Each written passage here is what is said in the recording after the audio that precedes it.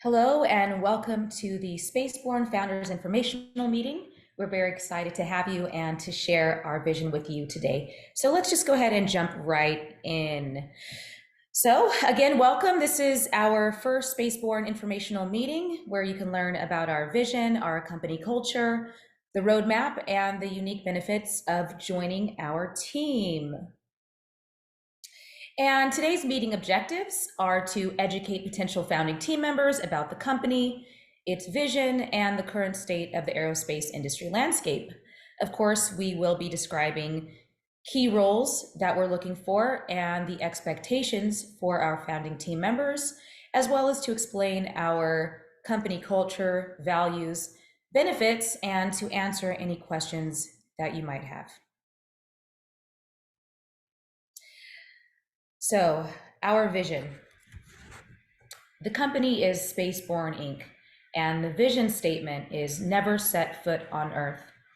Spacebourne is committed to making it possible that a human being can be born and live out an entire life cycle 100% off Earth. Over the lifetime of the company, this could include innovation in biological support systems, terraforming and habitation, and long-term energy generation. Other possible directions could be anything from artificial gravity, R&D, to food supply chains, off-Earth agriculture, on-orbit manufacturing, as well as advanced propulsion systems.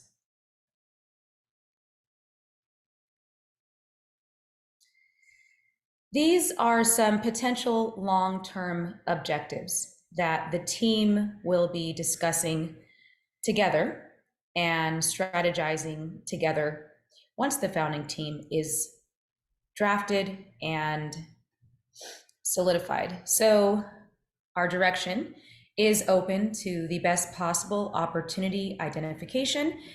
This could include space debris removal, long-term habitation, and as I just stated, energy and on-orbit manufacturing. And this is me. Very nice to meet you. My name is Crystal Colley. I'm an MBA, budding inventor, musician. That's actually what I did for the better part of my life. And I'm currently working on a degree in biobehavioral health at Penn State University to round out what I believe is my life vision, which is to work with a multidisciplinary team in aerospace. And my personal objective for this company is to find the uncommon amongst the already very uncommon.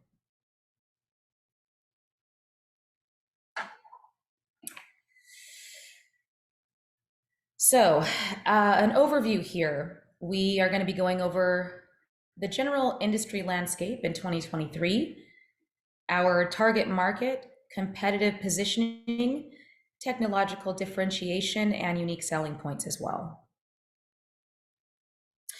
So as many of you already know, the aerospace industry has recently experienced a second boom or a second wave of interest globally. As I'm sure we all know why that is, but companies such as SpaceX and Blue Origin and Virgin Galactic have sparked not only just more public interest by lay persons in the aerospace industry, but it has also been helping to provide more interest industrially. So we can see here from this graph here from 2010 and projections into 2029 that we have seen unprecedented growth in the industry. And in 2021, $10 billion was invested both into the public and private market. And this is just a graph that we can see here with some companies that you may or may not be familiar with in the space, and the cumulative amount of satellites launched since 2010. The revenue here is expected to be more than 100 billion over the next decade. And that is just from the, particularly from satellites. And this is great news for us because this is fresh capital into startups. These investments are fueling a new wave of dynamism and innovation throughout the ecosystem. And this is having downstream impacts across the entire competitive landscape. So it's never been a better time. And again, these are just some numbers pulled from, I got this chart from AIAA. And as we can see, we're just experiencing exponential growth across the board. This is aerospace imports and exports, but the value of the global aerospace market reached almost $300 billion in 2020, so $298 billion, with North America accounting for almost half of the total, and it's expected to grow at a rate of at least 7.7% to $430 billion in 2025, and further expected growth around 6% through the next 7 years.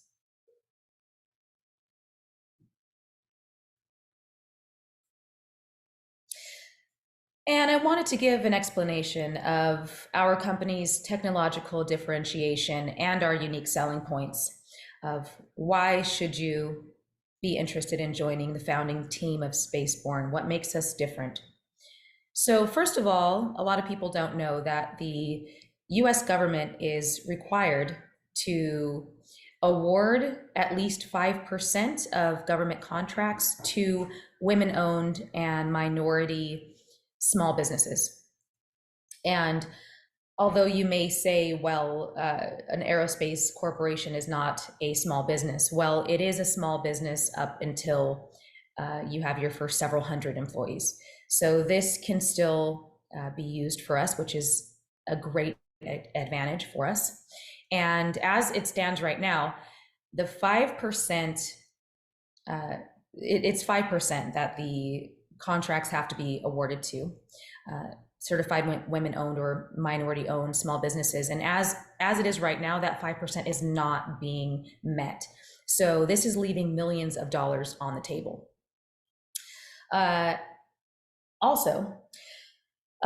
So we have 2 potential provisional patents, one in energy and one in space debris removal. And we won't go more into that because we would have to NDA you in order to move forward with that. But we do have 2 potential technological innovations and differentiations within the space, which we're very, very, very excited about for that, both in R&D. And this is an overview of our 2023-2024 roadmap, just so you can see just a very broad overview of the pace that we want to go in. So right now we are looking to have our founding team solidified by Q3. By Q4, we would like to develop our 3 to 5 year strategy, and moving forward into next year, solidifying our patents and grant funding, as well as getting our full team and initiating our phase 1 by the end of 2024. Our founding team would ideally be between about 8 to 12 people, potentially capped at around 15 to 20 for the, I wouldn't even call it the phase 1, but I would call it phase 0, just the initial steps. And these are just some seats that are open. You can go to spacebourne.com to see all of the roles that we are currently interviewing for. So just some of the roles: COOs, Chief Engineer, Chief Technology Officer, and you can go ahead and see some more there.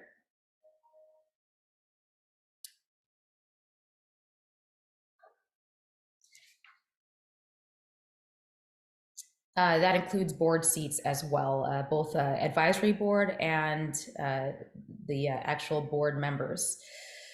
Okay, so our company culture and values. And this is really important to many of us who have been in professional environments for many decades, or even to someone who is just a new budding person within the aerospace industry and within the professional world. So Spaceborne is committed to creating a, quite honestly, I can't think of another word other than amazing company culture right from the beginning. And this is based on work principles by the famed Ray Dalio of Bridgewater. And we wanted to implement this so that we have an iterated, effective, and pre-described management criteria in place right from the beginning so that our principles, company culture, and values are transparent and laid out in writing and understood by everyone right from the beginning. And we believe this is because company culture is a top-down endeavor. So whatever is implemented from the beginning and worked on from the beginning by the founding team will have a trickle-down effect potentially for the life of the company, as we can see in so many big tech companies that the founding team plays a pivotal role in shaping the culture of that company. Another way we're going to have a pre-described and transparent management criteria is by implementing what's called the EOS. And the EOS it stands for Entrepreneur Operating System, which will be a company-wide managerial system. And this has been tried and true, and it's very scalable.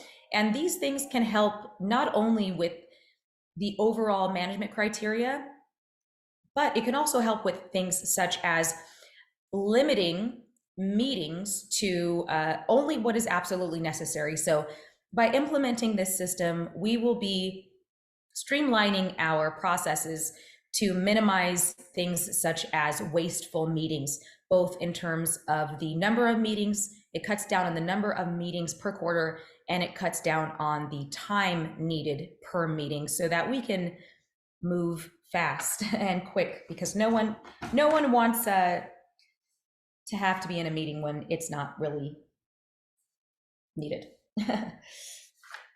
And if you don't know Ray Dalio, by the way, he is, again, I said the founder of Bridgewater, but his book Principles is one I highly recommend.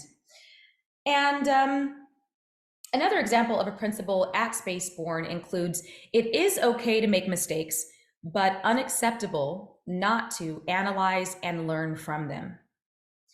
Another value is full transparency. And that is full transparency in all levels, in all positions in the company hierarchy, including myself. And I, as the founder, welcome open and honest, constructive feedback at all times. And we will be prioritizing radical transparency. So you can expect to be a part of a team that values your opinion at all times and in all positions. Okay, moving forward. So the benefits and opportunities. I'm sure many of you have already maybe explored other startup businesses and opportunities, but this is a list of some benefits that you can expect by joining the founding team of Spacebourne. Of course, equity ownership. As a founding team member, you have the opportunity to receive equity ownership in the company. And this means if the company experiences success and growth, your equity, of course, can potentially result in significant financial gains in the form of stock value appreciation or dividends. Our financial upside, our company presents the potential for profit sharing and performance-based bonuses. And as the company achieves milestones, secures contracts, and generates revenue, team members can reap the benefits of your contributions. Career advancement opportunities. Being part of the founding team provides a unique opportunity for career advancement and professional growth. In a startup environment, there are often fewer layers of hierarchy, and that will surely be true for the next, at least until Q4 of 2024.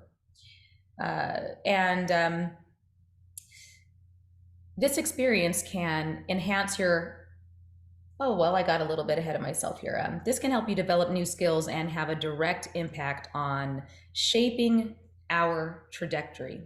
So, this founding team will be crucial in shaping exactly what this company is all about, and your voice will be extremely important in this process through the next 3 to 5 years and potentially beyond. Experience, of course, is important, and joining us as a founding team member allows you to gain valuable entrepreneurial experience. And this can enhance your profile and, of course, open doors to future opportunities, whether it be starting your own venture, joining other teams later down the road if you're a younger person potentially, and establishing establishing a basis for your own innovator moving forward. Industry recognition and influence. As a part of our founding team, you can establish yourself as a thought leader and influencer within the aerospace industry. Being involved in pioneering projects and pushing the boundaries of innovation can lead to opportunities that you may not have foreseen, such as speaking engagements, industry recognition and awards, which can further accelerate your career progression and provide a platform for future endeavors. And you will have flexible work hours and remote work for the, as I call it, phase 0 of Spacebourne, potentially only a few hours a quarter. Right now, the most important thing is to get the right people in the right seats and to market that team as a comprehensive package in order to secure funding.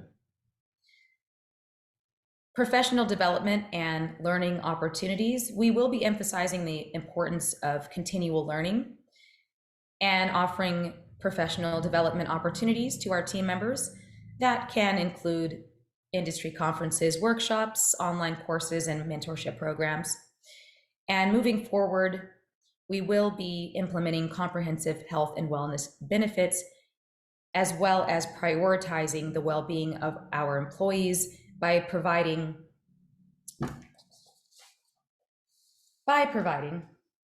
mental health support and other services that may not be offered at other startups. And we will be prioritizing a collaborative and inclusive work environment right from the very beginning.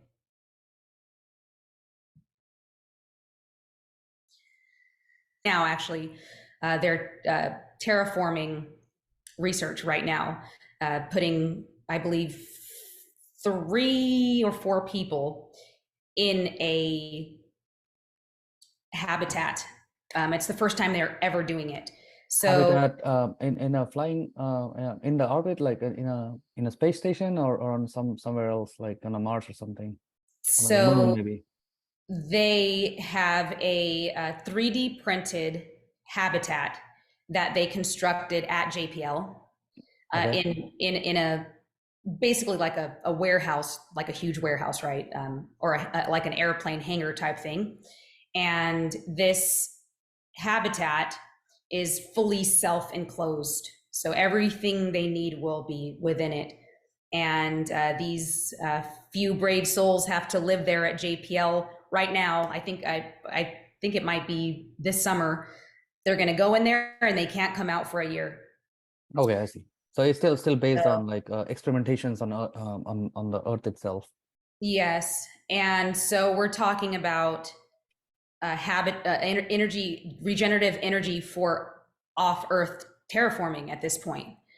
And I think the important thing to realize is that I did a little bit of research on just how much auxiliary support is going to be needed for all of this stuff that not only just NASA, but SpaceX and Blue Origin and these maybe 100 or so companies are doing. What about all the auxiliary supports that are actually going to be needed? And as it stands right now, there needs to be thousands of aerospace startups created to actually make this work. So most of the time people think, well, isn't NASA already doing it? And isn't SpaceX already doing it? Well, yeah, but it's literally still a drop in the bucket. It's a drop in the bucket. You think it's not because you see it on TV and it's, you think, oh, well, they're going to figure it out. But the actual truth is that there are just massive amounts of opportunity everywhere you look. And the United States government is giving money away for this. And they're actually not able to give it away And then I think enough. then that brings me a question, I guess. Why are like people not starting space startups, right? Or maybe like what's the barrier to entry there? Like, I mean, I think both of the questions are valid. Like why not? Because I think deep tech, space tech is like almost going mainstream, I would say, because of SpaceX and Blue Origin, a bunch of new companies coming in. So it's not that we are like 10 years earlier, like where there was nothing out there. We do have like a good set of startups out there that are building for space. And then based on like what you said, like, there's a lot of money out there and a lot of problems out there to be solved. Then that brings me a question, like, why is not everyone jumping on it? And then I think if they are trying to jump, like you're trying to like build something, then what's the barrier to entry? Like, is that maybe like Yeah, initial yeah, no, that's research, I guess. that's a great question. So first of all, I think the biggest thing is most people, even though we might think, well, isn't there tons of aerospace startups? And I wouldn't say tons, only because most people aren't engineers. By population, most people don't have a degree at all. Um, and by and large, most people did not go into engineering. By even just, let's say, the United States, if you're an engineer, you're now probably 0.001 of the population, even though it might not seem like it because all your friends are engineers, but you're already the elite. And so that alone is already a barrier to entry that I think most people don't understand, that there's different areas in aerospace other than being an aerospace engineer.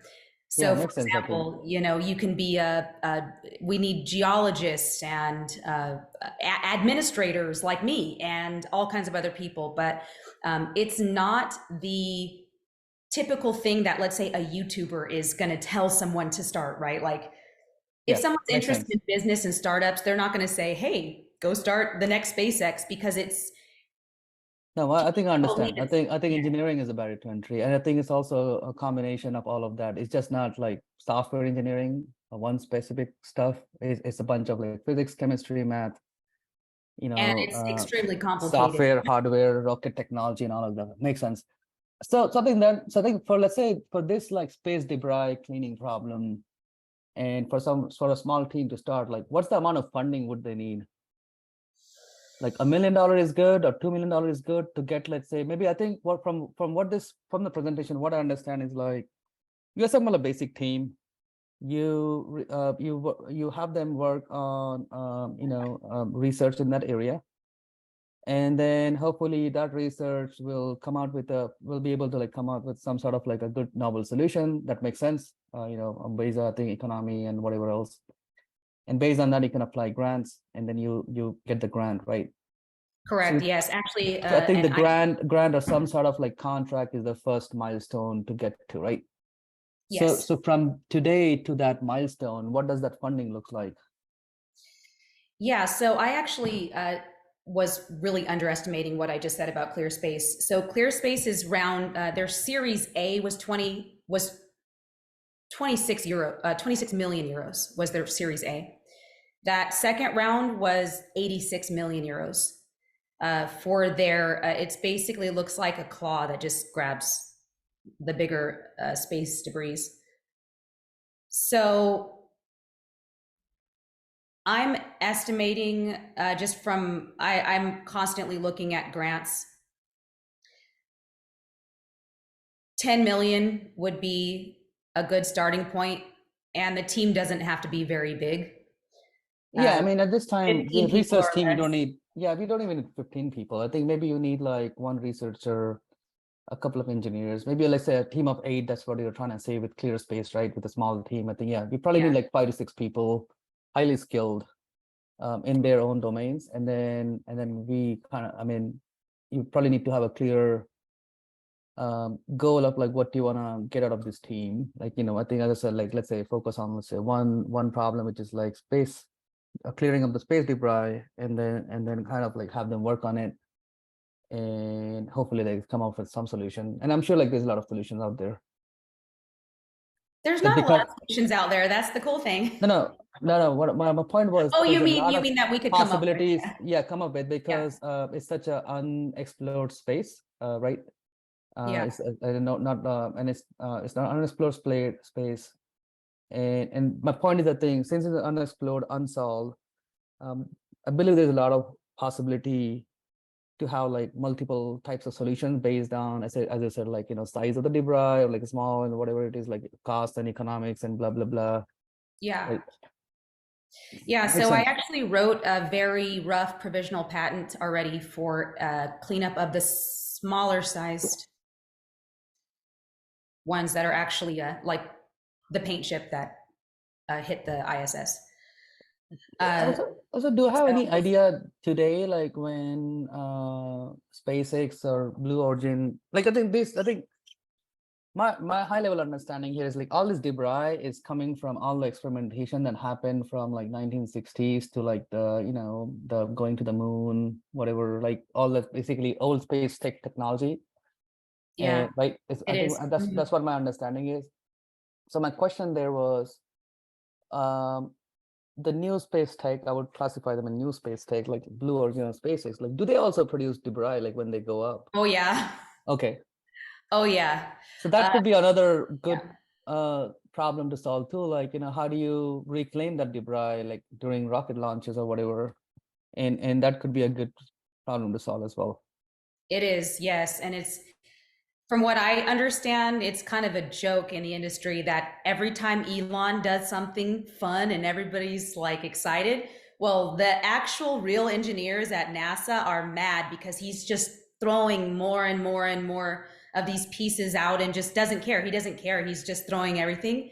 And then NASA has to keep tracking more and more and more and more, and it impacts everyone. So it's one of those auxiliary services I was talking about that no, I don't know how deeply certain people like Elon are thinking about that, I because think I'm he's sure they're thinking thinking about about it that because big they, picture. yeah, So I'm sure they're thinking about it because they got the resources and stuff.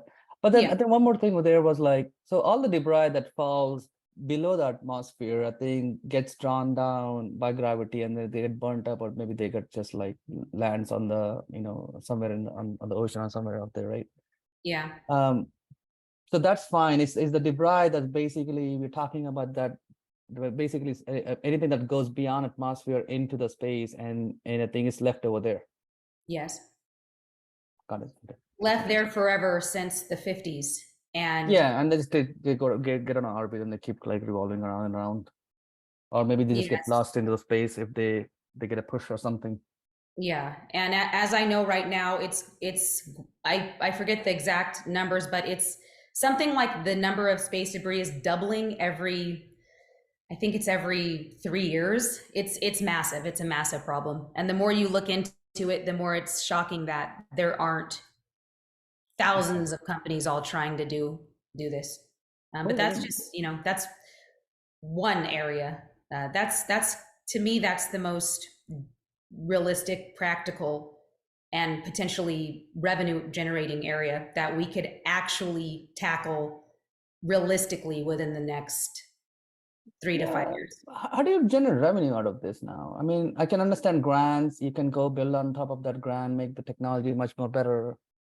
And Contracts. It's contracts, okay, I see. So not they just will they grants. will they will give explicit contracts, let's say NASA or government from different countries, and even like some space companies, they would Yeah. give contracts to go clean up.